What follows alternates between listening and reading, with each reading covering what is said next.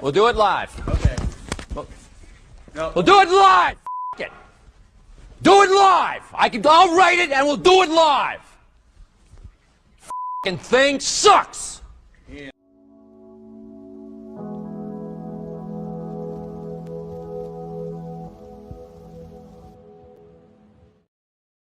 All right. Welcome back, everyone. Hope you guys having a great week so far. Tomorrow being Thanksgiving, so we will not have, markets won't be open, and we'll also be off for the holiday. So I hope you guys are having a great week and hope you guys have a good Thanksgiving dinner tomorrow. I'm going to go ahead and send out a quick invite to someone just in case they want to come on, because they asked me right before the stream, and let me go ahead and send that. So I'll put the link to basically everyone here in this chat. So if you're watching and you're in that chat, and any of you want to come on, you can come on. Okay, so we have some topics to go over. First things first, we have NVIDIA's earnings, and I'll go ahead and start sharing my screen here because I think that one of the components let me actually add you to the stream here, Bacon. One of the components that I think for the most part is interesting about NVIDIA is the controversy with the company. Some of the people who follow the stock are pretty much a little bit, let's not call it envious, but skeptical about the current performance that the company has been posting. So we'll go ahead and present it here. I'll also talk about shorting, and I have a little bit of a video to share with you guys, or a snippet of a video and explaining something. Yeah, we're going to be talking about that. So, all right. I want to ask you, Bacon, because you came on here. What do you think about NVIDIA's earnings? You can give us some quick snippets, if anything. I mean, all right. So, is it expensive of a stonk? I happen to think so, but does that mean that it's a bad stonk that you should short? Probably not, in my opinion. Their earnings, I thought, what they do, they beat top line, but their guidance was a little tempered, especially related towards China and revenue streams from there specifically. So I mean, does this mean that management is completely bearish? Therefore, we should all be bearish? No, not necessarily. I just happen to think that it's funny because after hours and you add up after hours when they reported and this, I would say that this is kind of within normal volatility. Would I be wrong in this assumption? Yeah, no, it's Yeah.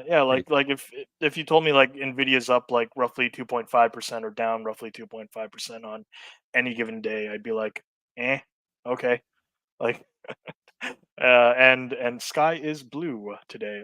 Okay, yeah, that's just my thoughts. Having glanced through things, I don't know. What about you? What are your thoughts on Nvidia? Yeah, well, for the time being, they're showing continued revenue growth in the major segments like data center. So Yeah. they're firing on all cylinders. But Yeah. my opinion on the matter is that I am a bit skeptical on the sky is going to remain blue for a longer period of time.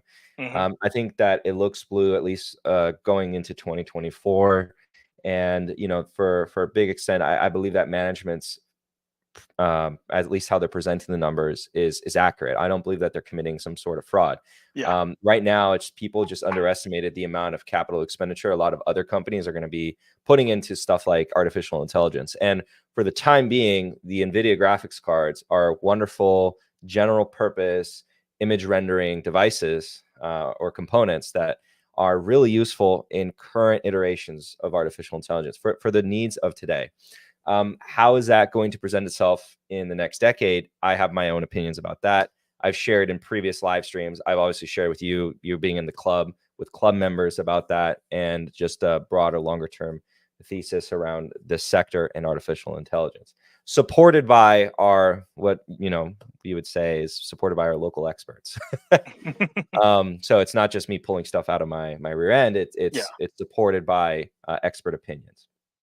So we've been really blessed to have those conversations with those individuals. So we were able to learn a little bit more in detail about what the, I guess, industry, where it's moving forward.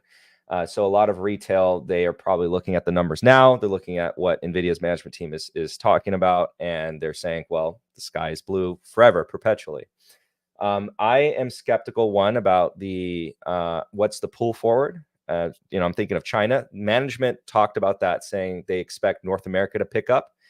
They do expect some orders to fall off. I believe they said Q4 2024. Yeah, A big drop off there when I was taking a look at it. Yep.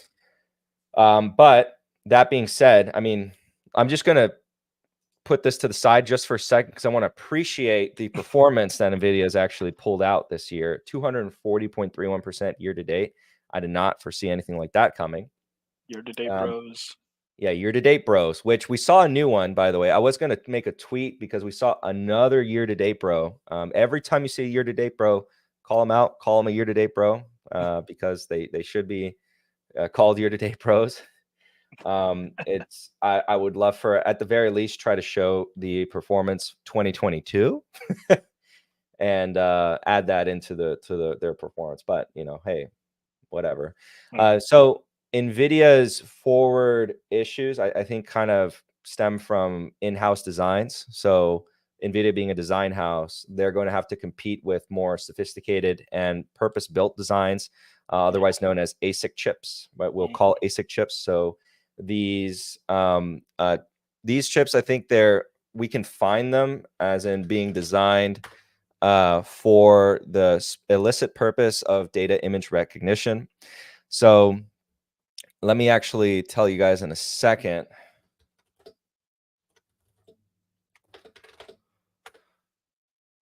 I wanted to make sure that I got what the acronym was accurately, so before I said anything, but it's application specific integrated circuits. That's what ASIC stands for.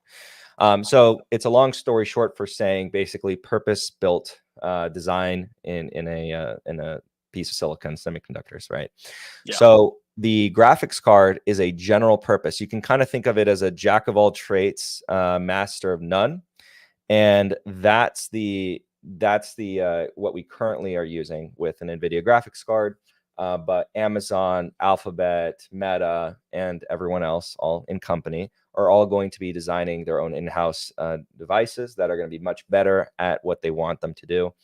So I have instead decided to invest in a different way into the semiconductor space. I've discussed that again with club members. I actually have revealed it publicly to YouTube already, but that's not what this live stream is going to be about. Okay, so let's see. Don't you buy puts if someone wants to short a stock like NVIDIA? I guess we can get right into the issue about shorting. Yeah, the mechanics. Yeah, we can talk about that. So, because we're getting some questions and talking about Tencent bought a ton of chips from NVIDIA. Yeah, this is basically what I'm discussing when I say demand pulled forward. And so where they are in the CapEx cycle, I think they're closer to the top than they are the bottom. Safe to say. And I wouldn't be comfortable buying NVIDIA at these prices, but they're not going to zero. They're still going to flourish as a company. This might be their golden age, right? But they're not going anywhere as a company. This isn't a tech bubble where you have a company that isn't producing revenues. Are they overpriced potentially for what their forward earnings might be beyond 2024? Potentially, yes. And so that's a risk you take with purchasing shares, but that's the name of the game of the market, right? You're making a bet on something happening in the future. Bet is maybe a strong word, and I don't like to use that word, but for the sake of the discussion, I'll use that word here. So let's talk about the shorting, right? Because I guess a lot of you, we have shared viewership amongst the extended universe of Capital Mindset, as well as Strongman Personal Finance. Yes. We're not the suit and tie Strongman Personal Finance, but we are. We have a shirt on. So. It's Capital Mindset extended cinematic universe. Yeah. So I'm gonna actually give him credit here because he actually has a clip that I'm gonna borrow from him. Oh yes. If it's any one of the clips that I think it is, yeah, good times. No, it's not the diarrhea one. No, it's not gonna be that one. Like there were others. That one made me smile though. Like it made me chuckle a little because I can be rather juvenile. But so I'm just gonna borrow it from him. I'm gonna do an audio check, but you tell me if you can hear. You let me know. Did everyone No hear dice. that? No dice? Not for Okay, me. so we will do no,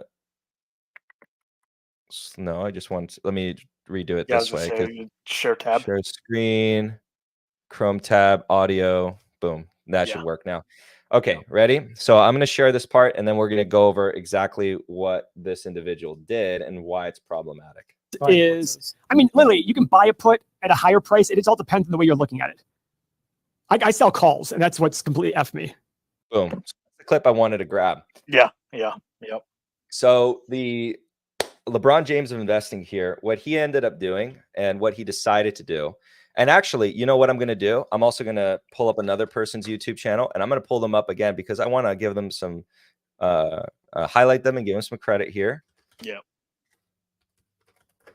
So let me pull up because he has a chart that he used in his live stream that I was watching and borrow that chart. So I'm going to bring him up and we're going to see Bacon kind of like a. Oh, no, it's a Baconception. Yeah, Baconception. So we're going to go again here.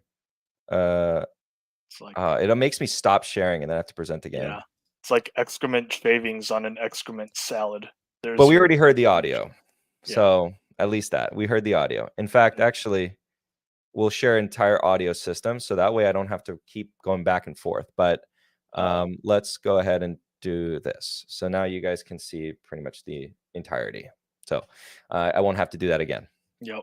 Hey, all right. So this is well, you see Bacon again. Bacon twice. We see Mr. Dan Wesson, who he had a live stream actually discussing this very topic. And he has this chart here, which is a good visualization that I'm going to borrow. And I decided I'm going to borrow it. So I'm going to put this whole live stream here for you guys to see. But we have what is called here a short call. You could call it selling a naked call. And as we heard with this clip, again, I'm just going to replay it again for you. Buying puts is, I mean, literally, you can buy a put at a higher price. It all depends on the way you're looking at it. I sell calls, and that's what's completely F me. I sell calls, and that's what's completely effed me. What he's effectively doing is he's selling a naked call. This is probably one of the dumbest ways to short a company, because what you're effectively doing, and I'm actually going to bring up a text visual for you guys, and then we'll go over it. But essentially, you're selling call option contracts without actually holding the underlying stock. Otherwise known as, again, a naked call. Yes. And so here, I'm going to bring this up here so you can read it yourself and we'll read it together. A naked call is a type of option strategy where an investor sells a call option without the security of owning the underlying stock. Nope. No, thank you. The investor must take the short side of the call option in order to deliver shares to the underlying security if the option is exercised before the date of expiration.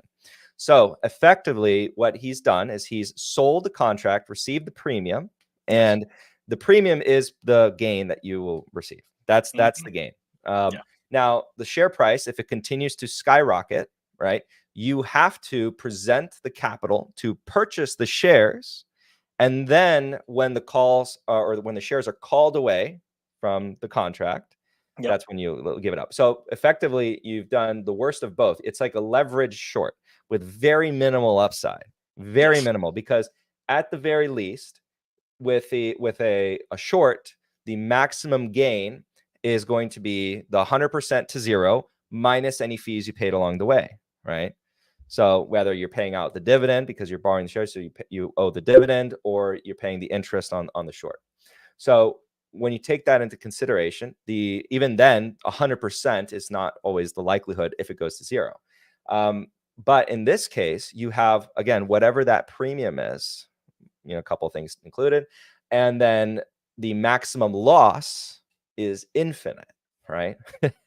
So this is, again, the silliest way someone could short any stock.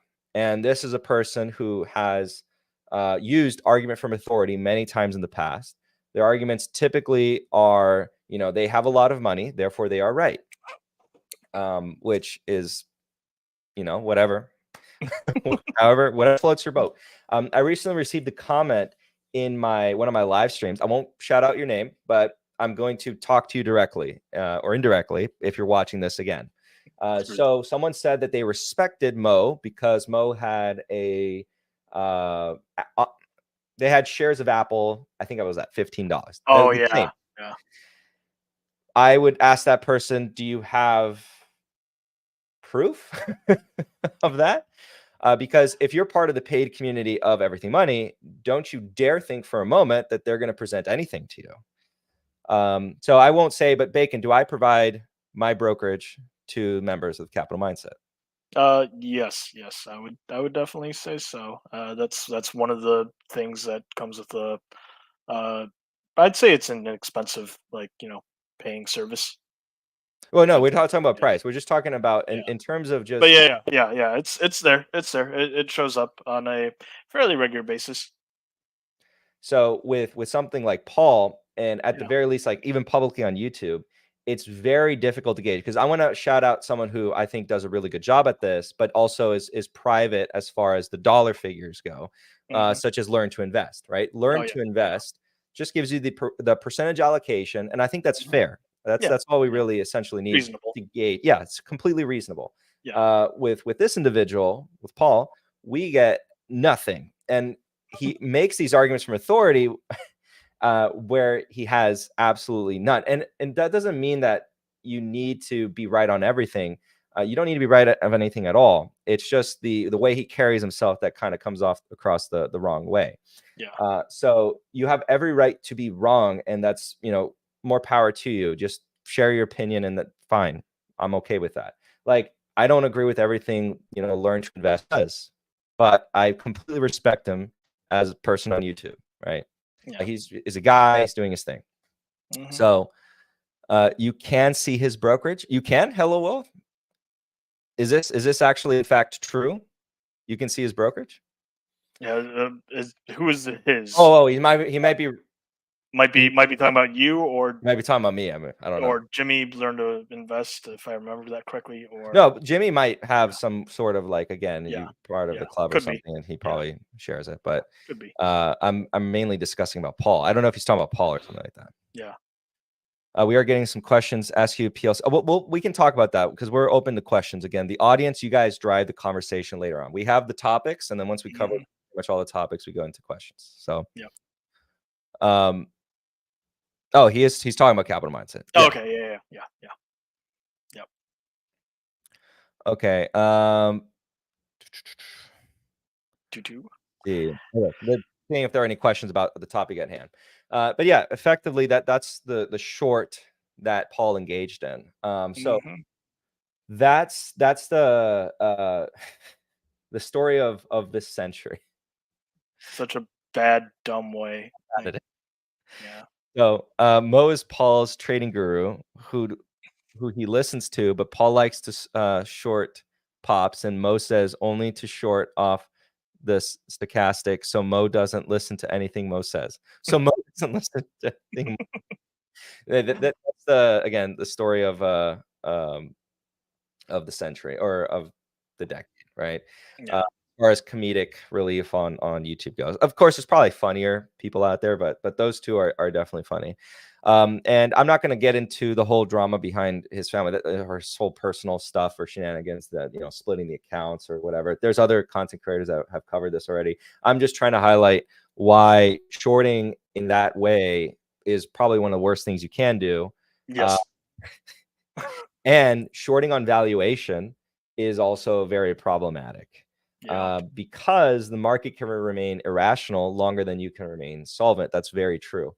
So you have to be very careful when you're shorting. Shorting is so difficult. You have to be right, okay, that it's overvalued. And then you have to be right on the timing. So the timing is, in addition to everything else, also equally as important. If you don't get both right, it's a recipe for disaster. Yeah. So all right, now we're seeing some comments about NVIDIA revenue and income is likely inflated due to ASP being inflated and average selling price, for just in case. Because again, not all of our audience is native English speakers, so I like to spell out the abbreviations. And the borderline anti-competitive cross-selling of L40s. Okay, so I agree in the first part of the comment. I don't really have a comment or contradiction or any additional comment on the second half, but the average selling price right now, it looks like that they are way above the norm, and that might mean revert if demand starts to normalize, let's call it. So, yeah. I heard you read that out and question whether I was even a native English speaker. That's funny. I would short NVIDIA. It's tripled year to date. I would not short on valuation. You need to elevate that thesis. Besides about, you might get lucky and short something on valuation. No, it is possible, but you got lucky. yeah, like there's I have my own checklist for me to even like think about shorting, because then like we've covered, like, you know, the mechanics and how you short is just as important as your thesis, as well as like specific time frames, because like the expense or costs or the ways that shorting can bite you means that you really need to manage it, as opposed to just like going long a buttoned up index, or, you know, a reasonable investment for a stock, be it whatever time frame. Like, you have to borderline babysit your short on some level, I think. Yes, I love the how you said it. Babysit your short. That's absolutely true. Yeah, like, you know, it's very, very sensitive to short-term news or any sort of like thesis break along the way, and, you know, sometimes it's best to cut your losses, maybe. And to answer this question, Caleb, the reason that I can probably point to why he doesn't close a short is pride.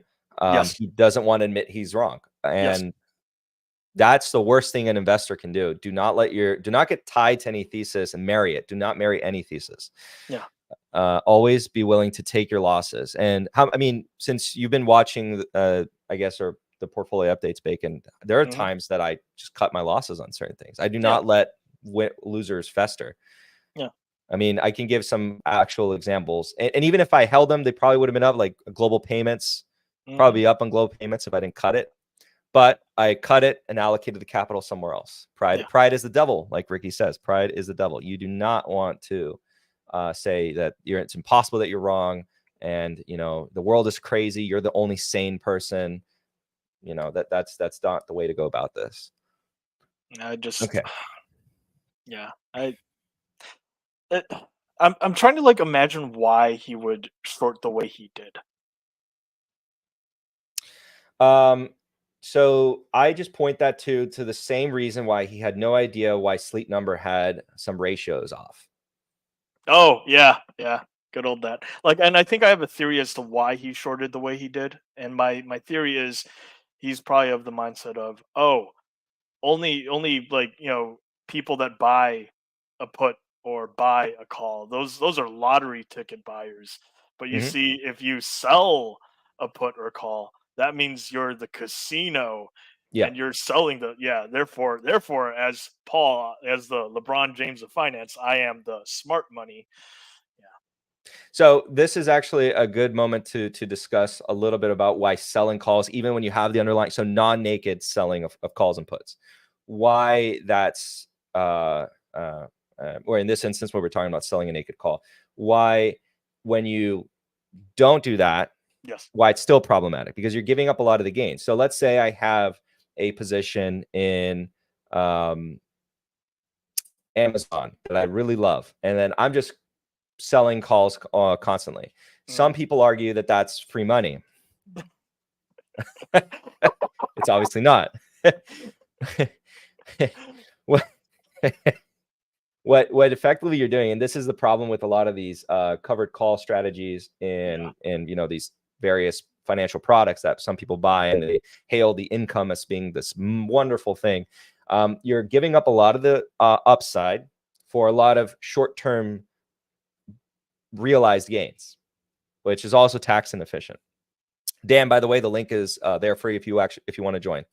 But the conundrum that you kind of come across, and actually Dan loves to rage on this this very topic, so if he comes on, I'm gonna just give him the mic.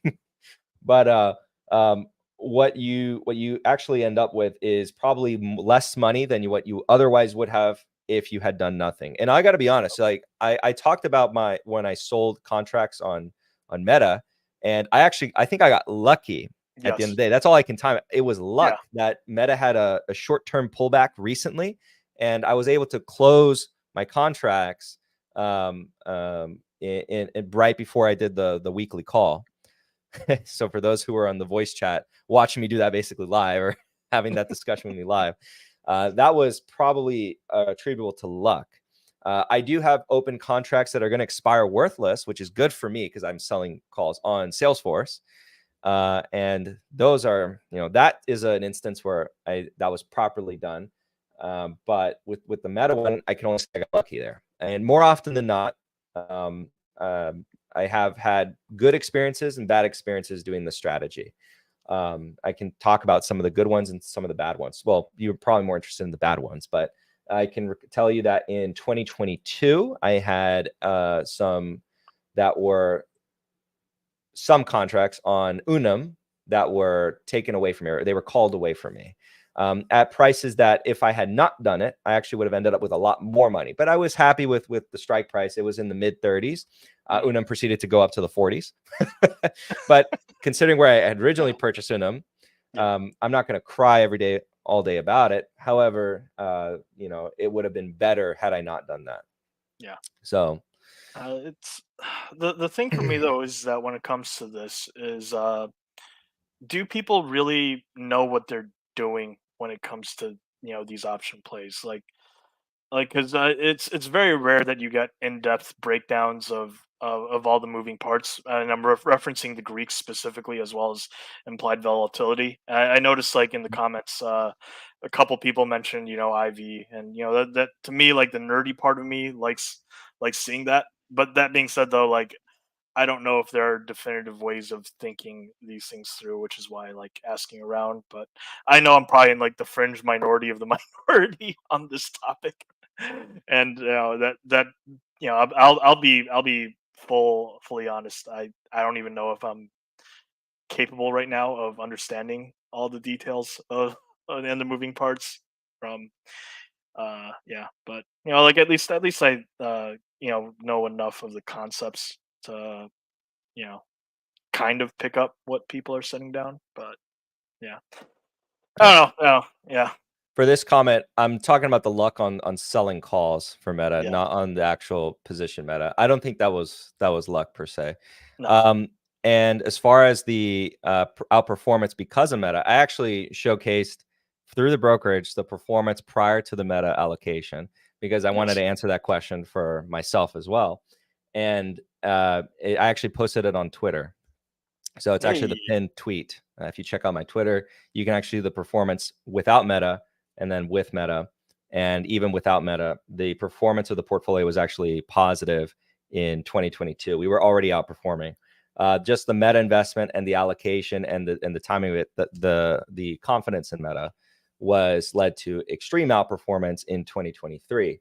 That is true, but you're actually missing out on a lot of other larger contributors to outperformance, such as Musa, CRM, Amazon. Those have done really well as well. It's not just also big tech. Like I said, there's other players in the bottom tranches. And the holding co has actually had a little bit less allocation, significantly less allocation to Meta, because the holding co was started with less capital than my personal holdings. And so my monthly contributions started to kick in, and I stopped buying Meta in very early 2022. Like the final shares that I ever bought of Meta was in February of, sorry, not 2022. It's February 2023. So late 2022, early 2023. Yeah. Which right now we're about to hit long-term cap gains in February of every single piece of the position. Right now we're about to hit the massive lion's share long-term cap gains here right now. And at that point, if I were to sell, I'd get a more favorable tax rate. So just pick Paul stocks and then like harvest some tax losses, and then it'll offset. Oh, well, there is a good way of actually harvesting tax, which I haven't had a video on that, but I probably will. I discuss it within the club, and sometimes it's a joke because someone like Paul or whoever might do tax loss harvesting, but they have no gains to offset. And there are ways to navigate, selling losses where it's actually really beneficial and you can derive a lot of value from it. And so I can probably do, probably in the next call, I can try to break that down, how I've actually had or it boosted the return of the portfolio by selling some assets. And then in some cases, getting lucky on the wait period and the asset hasn't like really moved. So because that's more of a gamble, or selling an asset and then buying a very similarly correlated asset. In some cases. But yeah. Oh, thank you, Lincoln. How you doing? So I better see more stream on a regular LMFAO. Cheers. I'm trying. So I'm going to be going to Europe actually tomorrow. And so I'll be on a bit of a hiatus. I might do a stream from the EU. So different time zone and all that. I'll try, depending on what the internet's like, because I don't know what the quality of the internet's going to be where I'm going to be staying. So we'll see. But I'll be bringing my devices. Okay. So, yeah. Will you be bringing a brick wall? No. So very sad. I'll have maybe a nice background in the back. But yeah, is this the covered call? ETF I wouldn't be NVIDIA? surprised. I wouldn't be surprised. If it is, no. Yeah, it's the yield max. Yeah. No. All yield maxing strategies, I am opposed to them wholeheartedly. I think that there is only a very specific scenario where they're much better than just holding the underlying asset. And if you think that the company is going to do really well and the stock price can continue to outperform, you're giving up a lot of the gains and producing a tax inefficient income. So yeah, it's just better to not do that. And what's the yield on this? I'm just curious. Oh, I don't even know. I'm not gonna even look into it. Yeah. We'll waste time there. So the second topic was just a little bit pat on the back portfolio, all-time highs, which is nice. But don't want to victory laps essentially. Yeah. Victory laps. And again, watch out for year-to-date bros. 40%. Oh no. Well. Yeah. Well, it's 40%. I changed my mind. Yeah. I gotta change my mind. So, in summary, with NVIDIA, if you're gonna short it, please don't do the Paul method. Again, for those of you who didn't watch, I'll play it one more time. Buying puts is, I mean, literally, you can buy a put at a higher price. It all depends on the way you're looking at it. I sell calls, and that's what's completely F me. Do not do naked calls. Do not do naked calls because you'll end up naked. Because all your clothes will be too expensive and you'll be gone. I just think to just be extra careful. Also, like anything option related. That's me. Maybe I'm the wrong person here, but yeah, fair enough. Yeah. Trying to scroll up to see the questions that we skipped, but we can talk about retail now. So kind of the final topic, then we go into Q&A. Yeah. So buying up retail. Are you? I am. So there are some names that I've been buying up, some names that are public already, some names that are not public yet. But and retail is not going to be a massive bet in my portfolio. There's other ones that are much larger bets, but it's a component within the portfolio. And I think there are some names here that look enticing. I'll talk a little bit about the ones that are already public. Like Dollar General. General, it's already known. I'm invested in there. Yeah. I think Dollar General at its current allocation size, I'm actually really happy with it, and it's done. The personal holdings might get additional contributions to Dollar General, and I'll be kind of averaging down, but the holding co is probably done. Depending on how I see the next month or so go with the next month's contributions to the port, I might allocate some more there. But some of the other names, which I'll discuss it in a way that some of the names I'm not invested in, but I think are compelling and high quality, like Tractor Supply. Shout out to Dan. So Tractor Supply, every time I look into this company, I have no position. So I'm just saying an opinion without a position in the stock. Yeah. It looks like at the very least a high quality business with still strong potential growth drivers here on into the future. Yeah. Management team when I looked into it, looks really solid. CEO, for example, has experience. I don't care about the Macy's experience, but going back further than that, you peel it back. He has experience at eBay. Before that, he has experience at Home Depot, and primarily drove the growth in their online sales division. Fast forward to Tractor Supply. That's some of the ways that they can become more efficient and grow. Also, before he was at Home Depot, he worked at McKinsey, mainly in supply chain driven consulting services. Yeah. So I think he's the right fit. That alone is not a reason to buy. The company has still some growth trajectory for new stores. They've really dominated in the spaces that they offer their products to. They are, for example, how would you call them? Tractor Supply. If you had to summarize it in like a phrase, you wouldn't compare to Home Depot. No.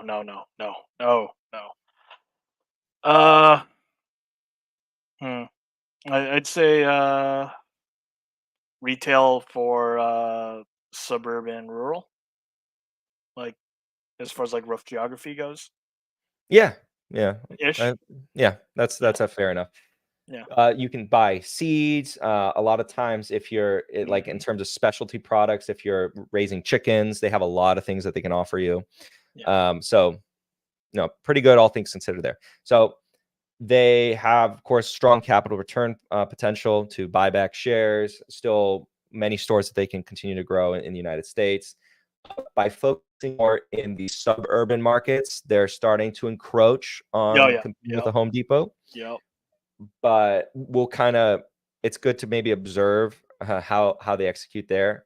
It's a wait and see for me, but I just want to highlight them as an interesting retail company. Yeah. You also have TJ Maxx, right?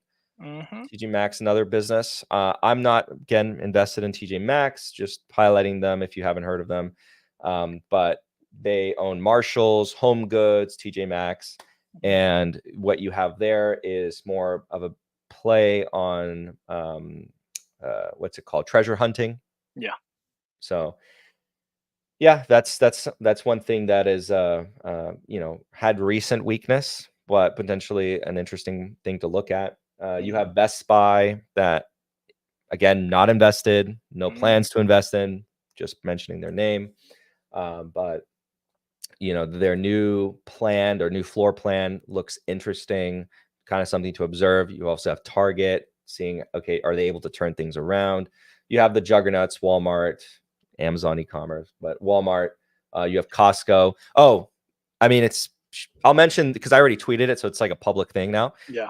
I do have a game that I'm playing with some members. It's a weird game, but it's a game nonetheless. And we have some members who work for the company, and so I joke with them too. But every time that I go to Costco, I have to buy one share of Costco. Yes. So Welcome to Costco, I love you. Yeah, welcome to Costco. If you know the movie, chat, it's a great movie. I already own 3 shares of Costco. Yeah. So every time I go to Costco, I have to buy 1 share of Costco. That's why you're going to Europe. So I don't have to buy Costco. Yeah, just so that way you can weasel out of buying more shares of Costco. It's making me realize that I might go to Costco a little bit too much, but yeah. Oh, because originally it was I had to buy a hot dog, but I was like, nah, I don't want to be unhealthy. Too unhealthy. So I'll make it, still fun, and I'll say every time I go to Costco, if I step foot into Costco, I have to buy a share. Now to avoid, I'm going to go into Sam's Club. If I start to say the position is too big, I don't want to buy more Costco. This is when everybody plows money into Walmart because of your consumer behavior. Yeah. I'm joking, by the way. Don't have a more thoughtful thesis. Yeah. Caleb, to answer your question, the rationale is I like to host things. So, and toilets, the toiletries, you can buy those in bulk, but I don't go through those often, so I'm not giving you an answer there if that's satisfactory. But for food wise, I like to host things. So, big barbecues and stuff like that. Big Pharma Shell, kind of clapping back a little bit there. Oh yeah, he's always out there. He's always out there. He's always out there. So Yeah, there's a lot of very interesting names in the retail space. Dick's Sporting Goods recently reported. I think it was a strong earnings report. Yeah. All things considered, a lot of club members are interested in ASO, Academy Outdoor Sports. Yep. A lot of people have mentioned that one. Target also, like that one. That one was a fun little pop. Oh, they had recent pop. Yeah, like back then. Yeah. Like not like crazy recent. Have you seen that roster? He said. Yeah. All right, But so yeah, like it's a legitimate jump, I'd say. Like, yeah, legitimate jump. So it wouldn't be when it's illegitimate versus legitimate. Yes. Yeah. Well, I mean, like if someone was like, yeah, I'm excited because the thing went up 20%, I'd be like, okay, cool, congratulations, Mazel Tov. Here, let me actually close. I'm going to close the poll because I have a poll here that I wanted. Oh yeah, and then we'll discuss it before we finish off with retail. But I wanted to finish retail in a second. Yeah. All right. Where did I put the stream so I can close this poll? Oh, there it is. All right, cool. And we say end poll. All right. So most people, according to the poll, said no. And then 29% said yes. Have they ever shorted before? And then I should have followed up by saying, have you ever done a naked call? I think most people would say, no, that's stupid. No. Yeah. There might be maybe one instance in the past when you had done so for whatever reason, but for the most part, people don't engage in that. I like talking to Costco people during the air fryer samples. They're duty bound, so just stand there. There's a life hack for you if you ever need friends scraping for that human interaction. There you go. That's a really funny comment. And honestly, every time someone goes to Costco, every Costco customer, this experiment's gonna be really funny if the position of Costco actually does really well. Yes. And it becomes like a stock. You shouldn't dollar cost average into single stocks, but in this doing it off of a criteria that's arbitrary every time I go in. If you're wondering opinion, I think Costco trades at a nice hefty premium. So I probably wouldn't be a buyer of Costco if it wasn't for this. But I am compelled, I'm duty bound, as Dave Scott would say, purchase one share. And members can see it. So like the members will see. Of course, I guess I could lie about when I go into a Costco. Say, oh, I didn't go to Costco this month. I would say just to all members, if there is a month that I said I didn't go into Costco, raise an eyebrow. I probably went to Costco at least once a month. I shorted with puts because I wanted those 100%. Oof. All right. It's full of thumbnails and stuff. All right, but anyways, any other retail stocks you're interested in? Again, Target. It's cool seeing signs of life. Maybe there's something there. Maybe not. Yeah. I don't know. There's one that rhymes with Schmalta. I don't know if that one should get talked about. Yeah, we can talk about Ulta. Okay. So Ulta, what do you want to say about it? I don't know. Would you say would you say that one ranks like relatively closer to a trophy asset for the retail space or no? No, I wouldn't call it trophy. No, within retail specifically, but yeah, again, interesting. Yeah. For anyone listening, it's like, what the heck does he mean by trophy asset? Trophy asset, you call it something that you don't necessarily buy it because the valuation or the investment thesis is like so compelling. You buy it because it's a company you love. You love the business model, and you're like, I've always wanted to own it. It's a trophy. Yeah. You set it to the side, and you kind of just own it. I have a couple trophy assets, but yeah, I have even trophy assets as far as like collectibles go. But yeah. Usually it makes more sense with a collectible, but people, you're adults, you can have a trophy asset stock. Yeah. Who cares? It's your money. Yeah, I wouldn't. I mean, maybe for some people it is a trophy asset. I mean, I'll say like at current valuations, it looks pretty good. You have a company with no debt. The only debt they have is lease obligations. Yeah. No long-term financial debt. And still main problem that they have, but also other competitors and other adjacent businesses that are not competitors have is theft and makeup. Believe it or not, that is like for Target, when you ask them, what is the main thing people steal? Makeup. They steal makeup. Yep. So, yeah. And Walgreens, same thing. What do they steal at Walgreens? Makeup. It's like they're not stealing the bag of chips. They're stealing the makeup. So the shrinkage is, and if you're a makeup retailer where you sell makeup, lo and behold, you're gonna get clapped a little bit. So, Yep. but store count probably on the lower side of growth going forward, but still some opportunity. Would you buy BRKA as a trophy asset? By the way, I'm seeing some of the questions. I'm going to go back and kind of read through them, but that one just caught my interest real quick. I'd say, yeah, that's a trophy asset. That is a trophy asset. Yeah, that is definitely a trophy asset. All is fair, especially when stealing makeup. Fair enough. Thanks a very calm penguin. Swaggity pig. Yeah. But yeah, Foot Locker. People are saying bullish Foot Locker. Yeah. I don't know. Yeah, I was gonna say. I think Caleb was joking. No, I know he's joking, but Yeah. like just to entertain the idea. Definitely not. Oh, has a 7% dividend yield. Oh, never mind. There we go. Instant buy. Yeah. Instant buy. Yeah. PE ratio 12, 14, 16. Like there's room for this thing to go. Oh yeah, set that 14. Yeah. Wow. Okay. I'm joking, by the way, people. This one, the former dividend king. Oh. Yeah, no one asks about VF Corp, but yeah. I don't have the cojones to buy this company. Could it do well? Probably. It's not for me.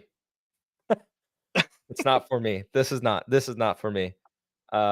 This is more like, okay, in retail, you can kind of play the brand, or you can play the location, the distributor, the seller. Yeah. So perfect example, VF Corp versus Foot Locker. I would say two companies that looking at recent performance are on the dumpster pile, but you have VF Corp, which is a brand, and Foot Locker, which is the store. Yeah. You know, you can throw department stores in there. Macy's kind of in the dumpster right now. So if I was looking at the store per se, look at the ones that have revolutionized the concept that isn't necessarily replicated by online competitors with better distribution networks. Yeah. So again, TJ Maxx, good example. Ulta, good example, because at the end of the day, Sephora and Ulta are finding crazy success in their market because people don't kind of like to buy makeup without seeing it. There's something about buying makeup in person. Yeah. Right? Yep. All right, real quick. Is SoFi a trophy asset? It's gonna be the next JP Morgan, so it's yeah. PLCE, Children's Place, I think. PLC, yeah, okay. Yeah, that was one of the ones that got mentioned then and now. Last I remember, I was gonna say last I remember, I don't think the balance sheet was all that great, but not good, Bob. Maybe, I was gonna say, but maybe like if you really know your debt and when it matures and you're comfortable with it, cool. Probably not for me though. Get out of Probably here. not for me. I don't know. Like it seemed like they might be doing something with their capex. Maybe they got something going on in the future. Maybe not. Like, yeah, We'll just go here. Yeah, I just don't get the like gross profit cool, operating income though. Yeah, past few quarters, and then of course that trickles down to bottom line. Like, yeah, not for me. Sorry. Just wanted to see real quick. You mentioned the balance sheet. 18 billion. I'm kidding. It's million. Yeah. 18 billion in cash. All right. Looks like revolving loan. Oh yeah, this is probably what you're talking about. Yeah. Maybe working capital, accounts payable, accounts receivable, 33, inventories. Oh no, horrible setup. No, wouldn't touch. Yeah. Would not touch. Yeah. Yeah, Nope, because not for that me. growing inventory. Yeah, yeah. Not for me. I've seen that blow up before. Yep. I mean, Not for best of me. luck, whoever you are. If you're in it, best of luck. If you end up like throwing, like my caution at my face, cool. I hope you win. I hope you do throw it back at my face. Uh, but yeah, not for me. Answer no. Do not avoid just because the price Yes. of the Yeah. stock. I That is do not correct. care. Yeah, same here. Wait, hold on. But then like questions of like liquidity do matter. Like Fair, yeah, very yeah, fair. because like what Tattooed Chef or whatever the modification is. Well, no, Tattooed Chef is cheap now. It's under $1. Yeah. But like, good luck realizing it whenever like it jumps like crazy. Oh, Hello, Andrew. ooh, drag him in. Well, no, it's optional. You have access to the link, Andrew. Yeah, It is optional. I don't want to it's in take the away group from his chat. vacation. Yeah. Oh yeah, he's on vacation. He's on vacation. Yep. Happy vacation, Andrew. If we bring him on, it's a whole like labor issue. The union's gonna get involved. Oh no. We don't. we don't want that. Someone mentioned Lulu. You thinking that Okay. one might be something? Maybe. Lulu, I love Lululemon as a business.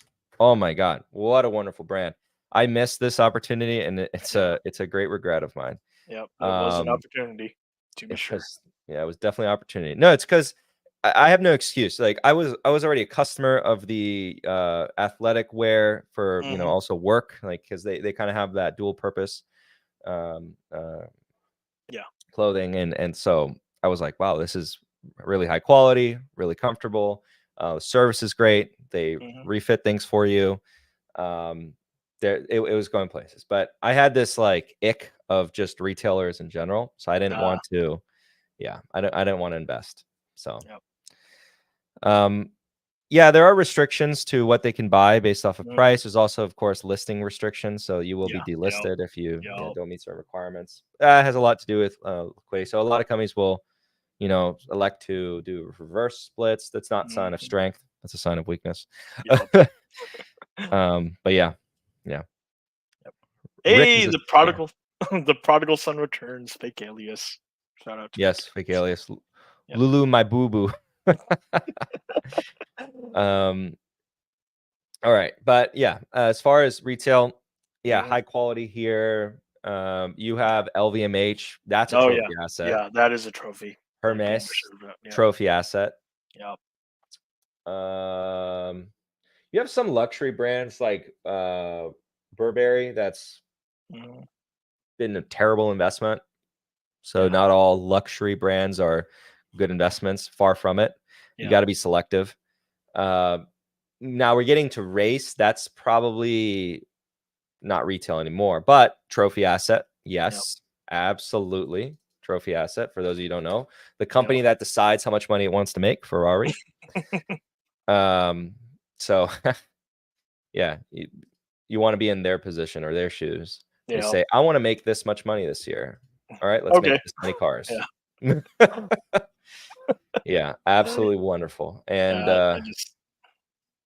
then again, though, like I'm like wondering if I'm in a funk because like in this space I was like Capri Holdings was brought to my attention, and sure enough, I was like, you know what? Maybe something here. I'll just keep an eye on it. What happens? Yeah, so no, you don't have M&A activity. Yeah. We do not have to swing at everything. No. But plate. Here I sit poor for it. Ha ha ha. Menu stock, no chance of any more trophies there. Oh. Damn, that's a rip right there. Oh, little dig at Manchester United. But yeah, no. I think that there's a fair room for trophy assets. I think I have roughly like 3 or 4 right now that I'd call trophy assets. I'm not invested in them for any particular reason for thesis. I don't have a ton of capital in them. I have them. Would I love to actually get the price that I'm willing to pay and build out into actual position and hold it forever? Yes, absolutely. I'm also fully aware that sometimes those kinds of businesses you'll never get that, and you kind of have to hold your nose in to buy the quality up. But that's a caveat. Let's talk about Hershey's. I think it's fair to talk about Hershey's. Uh-oh. That's a really good segue because I had commentary and debates with someone. Uh-oh. Name. That Hershey's was a terrible setup, and it's actually performed pretty poorly this year. Yep. First, I guess I'm going to ask you, Bacon, what happened? Why the underperformance? Is it Mr. Feastables? I would say no. If I had to take a stab at things, it seemed like market participants went for a bit of a flight of safety for a Mhm. while there. I could be wrong in this, like pure conjecture maybe on my part, but yeah, like it seemed like maybe price to safety or flight to safety. Hershey's definitely is a quality name for sure, but when it got to the point of like what roughly 30 forward PE, there was someone in our community or in your community that decided to realize, yeah, this is way too expensive. Got out and then eventually shorted this thing and had quite the ride down and realized some money along the way. Yeah, my guess is just forward valuations got way too high. The price relative to what the company can realistically do. Maybe. But The setup just isn't yeah, there. It's yeah, not prime. Yeah. yeah. That's a long story short, and I can apply this to a bunch of companies right now where the setup just is not ideal, and so you have to really be well, let's talk about it where it was in May 2nd, 2023. What was the reality on the ground? Very slow growing business. Yeah. You had you were in a position where you had a lot of competition, right? It's a competitive industry, right? And that's partially due to why they had slowing growth. You have private candy companies like Mars. Yep. They kick butt. It's a I legitimate would love to company, own Mars. for sure. A legitimate company, yes. Yeah. I'm not going to scoff and say that Feastables cannot become something because it's a competitive industry. People forget that about Oh, candy. yeah. Candy's competitive, very Yeah. competitive. Yep. And it could be that their market share is just being encroached. I know there's another actual more legitimate competitive. I'm not going to dismiss Feastables. I know it's like joking, like no way, YouTuber. No, keep an eye on it on the side. But there's like another competitor that's up and coming that's kind of doing the no sugar candy, and it's apparently making some ground. Hershey's responded by creating the sugar-free Hershey's chocolate bar. Yep. I think it tastes awful. I have my bias. I actually think Hershey's chocolate in general tastes pretty poor. Oh. Yeah, Not wrong, probably. Almost certainly not wrong. Not a fan. My favorite chocolate company is Nestle. Uh-oh. Yeah, no, by far. Like they produce amazing chocolate. Amazing chocolate. Mars is probably like my favorite American candy company. But yeah, no, there are other chocolates that I'll definitely go to over Hershey's. Hershey's is kind of like someone gave me the Hershey's, and then I have it, and that's like the only thing I have, and I'll eat it. Hershey's, any of Hershey's brands are never my go-to choice, I'd say. Isn't Reese's peanut butter cup owned by them? Owned by Hershey's? I want to say so, yeah. Yeah. I am one of those freaks that doesn't like it. Yeah. Oh, is it the peanut butter? Yeah. Oh, okay. Yeah, very understandable. I like peanut butter by itself. Yeah. Oh. I do not like the taste of a Reese's peanut butter. I feel sick in my stomach. So what about Reese's Pieces? Oh, like I had that when I was younger, when I was a kid. I don't eat cereal, but yeah, no, I'd that's yeah. Nope. But Nestle chocolate, wonderful. They dominate pretty much most of the world when it comes to chocolate. You're losing fans according to chat by the second. Like you mentioned Nestle, Big Pharma's like rabble rabble. You mentioned your dislike of Reese's. No. Like, rabble rabble. Okay, this is why I stated I'm one of those freaks that doesn't like it because I know how popular Reese's is, and I think legitimately a lot of people go Hershey's quality because they have Reese's. And it's like I'm genuinely believing that. Because I can't look at someone straight in the face and they will tell me like eating a Hershey's chocolate bar, milk chocolate, and they go, "Wow, this is really good chocolate." Like you can't say that because there are other readily accessible chocolate bars right next to a Hershey's chocolate bar that are definitely better. Do they own Kit Kat? I think they own Kit Kat. Yeah, yeah. I'm I pretty like sure Kit Kat. Yeah. I like Kit Kat. Okay, there you go. There you go. I See, like chat. Kit Kat. Yeah. I like Kit Kat. Don't like Reese's. Definitely though, there's options from every category that I would choose other chocolates well over Hershey's chocolate. Twix, I like Twix. Twix. I'll get there. Musketeers, no. Crunch, yeah. Kit Kat's up there. Butterfinger, no. No. Almond Joy. I grew to like Almond Joys. I didn't as a kid, and I grew up. I kind of liked the coconut filling that it's got, but no, we need it. We can do in the future a candy stream where we talk about candy, maybe Hershey's themed, where we do an analysis on Hershey's, and I do like a tier list. Hershey's versus Nestle. Nestle's a trophy asset. I actually would love to own. You know what? Maybe I'll go buy some. Every time you buy a Nestle bar of some sort. That's a fun way of doing it. That's more of a fun way of doing it. So we can do that with the community. Every time I buy Nestle chocolate, I throw in some capital to buy up one Nestle share, because that thing's never at a nice valuation. Yeah. Instead of it being in the announcement section, it's going to be in the cooking and fitness. It's going to be a photo of you with that and like an order placed for stock purchase. No. I like peanuts. I do not like Reese's peanut butter cup. I like peanut butter. I do not like Reese's peanut butter cup. I like other forms of peanut butter chocolate. I do not. I get sick with it. I genuinely get sick. Oh, there's different flavors of Kit Kat. Wait, hold on. Yeah, you know what? I was not. Let it be known, chat. I was not the driver for this. I did not mention Hershey's at all. Do you always mention Hershey's? Is that no? God, no, I haven't. Look, the chat is blowing up because people are like up in arms about the opinions of chocolate. I did not know this was controversial. Well, I knew I knew the Reese's one was controversial. I did not know the other stuff was. Yeah, you ruined people's Thanksgiving. I love stuffing. That's not true. Well, I don't love it to the point where I favor it over, but I liked smoked honey ham much more than the turkey.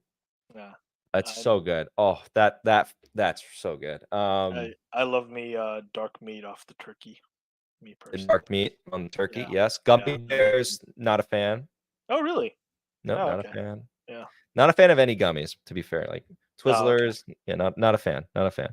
No. Not a fan of black licorice. Damn, is that actually true? Is that like a sign of sociopaths like Almond Joy?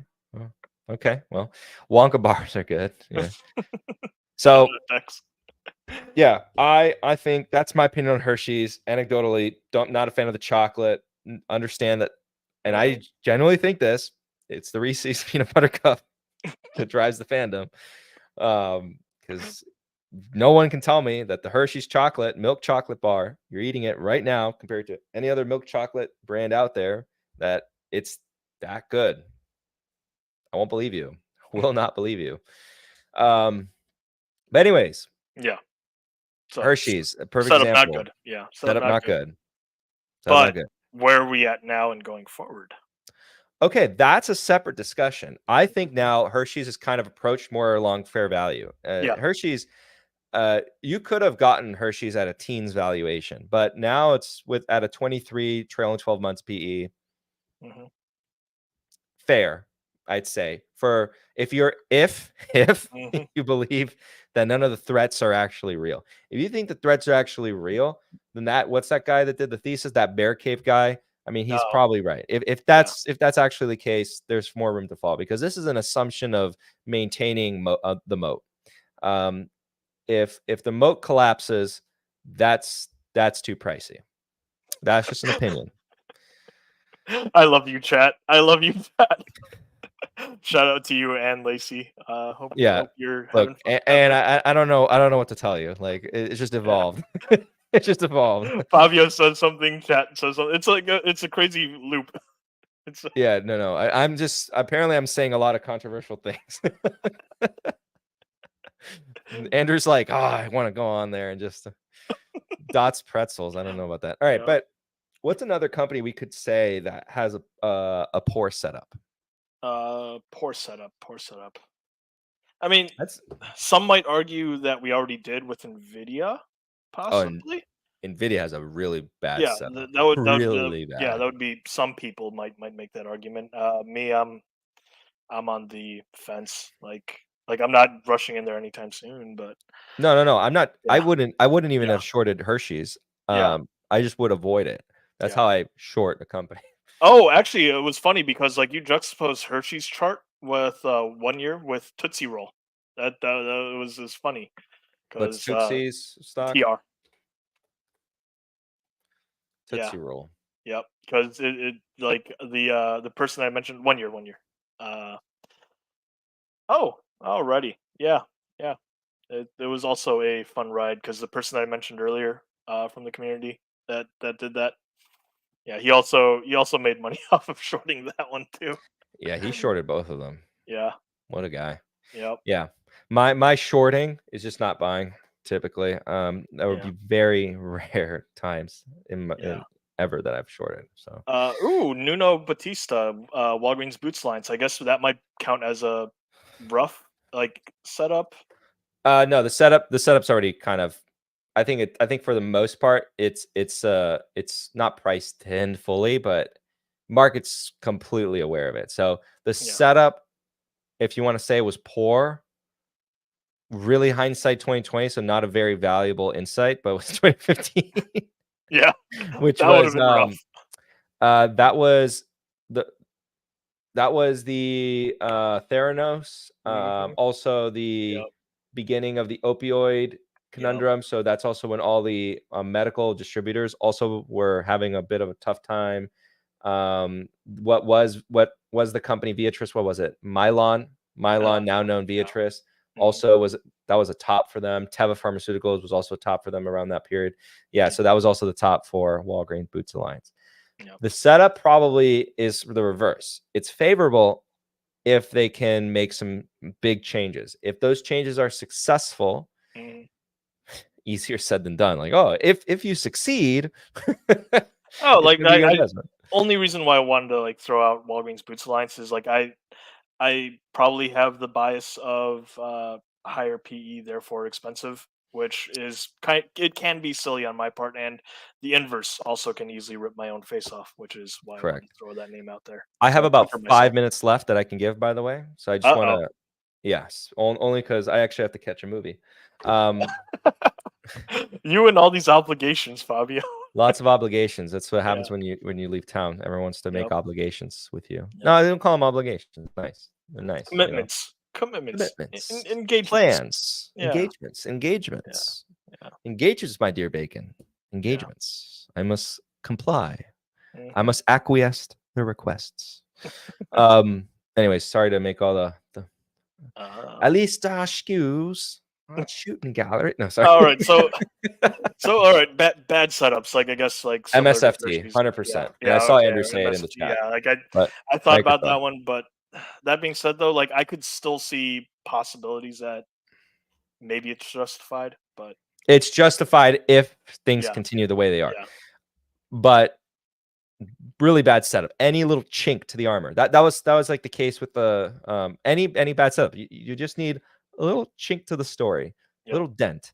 And then it's like I give it the analogy, it's like a sprinter running full speed and there's like a rock they don't see and they just trip.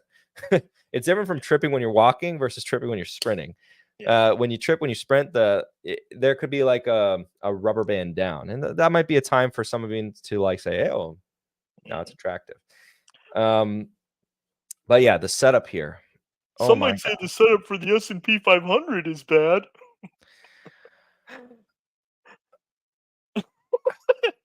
S&P 500 to GDP. No.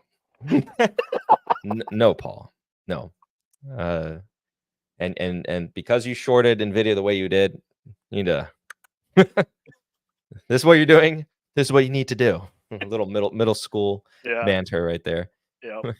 But yeah, Microsoft's bad setup. Probably would argue the same thing for well, no, that one's no longer in a bad setup, but Eli Lilly, that's probably a bad setup there. Yes. Yeah. If you don't get that crazy increase in sales off of Ozempic, yeah, bad setup. let's see.